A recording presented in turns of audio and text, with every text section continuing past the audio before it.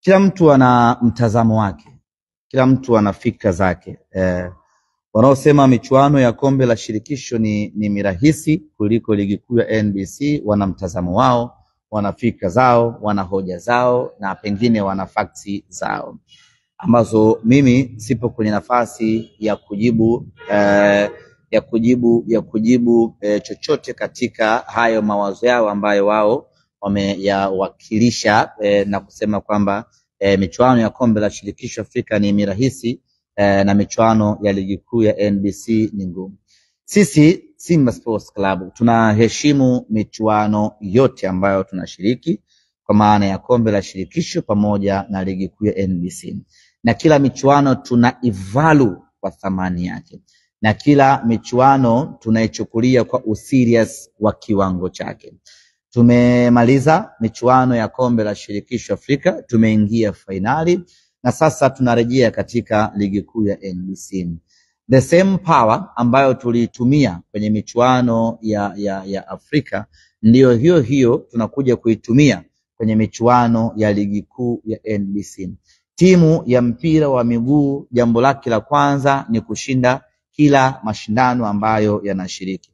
Kwa hiyo tumeshinda kwenye kombe la shirikisho na sasa tunataka kushinda kwenye ligi kuu ya NBC. Hatuko hapa kwa ajili ya kuanza kurank ipi ni bora, ipi ni nzuri. As long as ni michuano rasmi inayosimamiwa na mamlaka rasmi, sisi tunashiriki yote kwa kiwango kile cha kufanana. Wanao rank michuano A ni bora kuliko michuano B, tunawachia hiyo nafasi. Sisi kazi yetu ni kushiriki na kushinda kile ambacho tunashiriki. Muhimu tu nyinyi sasa mkatofautisha kwamba kuna watu wanazungumza kwa wivu na kuna watu wanazungumza kwa chuki. Na mtu akizungumza kwa wivu una play goma la J Combat, unamwachia hapo, unaendelea na maisha yako. Wala huna muda wa kubishana na mtu. Anazungumzia special treatment. Hii kwa nini special treatment hii?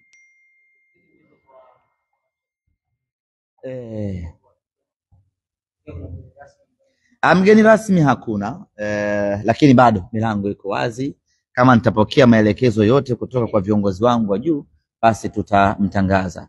Lakini mainly kesho ni siku ya kuwapa heshima mashabiki wachezaji wetu, kwa sisi mashabiki kuwapigia makofi. Yaani hata kama una mikono unatakiwa usimame, mechi ikianza utafute namna ya kuwapongeza wachezaji.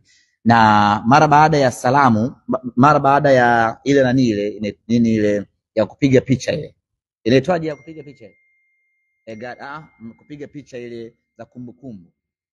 Kikosi kishakaguliwa, wanapiga picha.